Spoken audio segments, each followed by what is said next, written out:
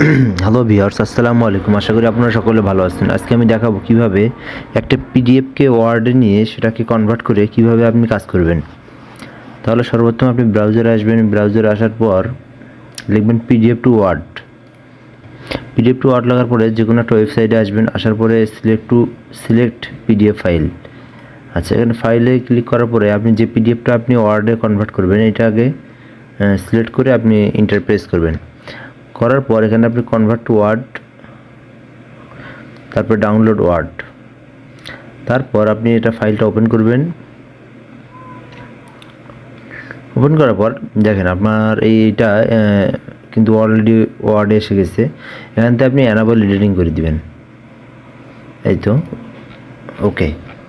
এখন আপনি এটা কিন্তু যে কোনো সংশোধন করতে পারবেন বা এখানে আপনি সব কিছু চেঞ্জ করতে পারবেন, অল এভরিথিং কাজ করতে পারবেন। করার পরে আবার আপনি এখান থেকে পিডিএফ আকারে অথবা ওয়ার্ড আকারে সেভ করতে পারবেন। পিডিএফ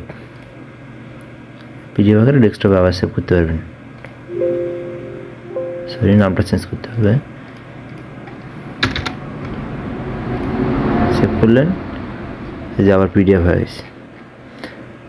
ধন্যবাদ। ভিডিওটা ভালো লাগলে অবশ্যই একটা সাবস্ক্রাইব করবেন। আসসালামু আলাইকুম।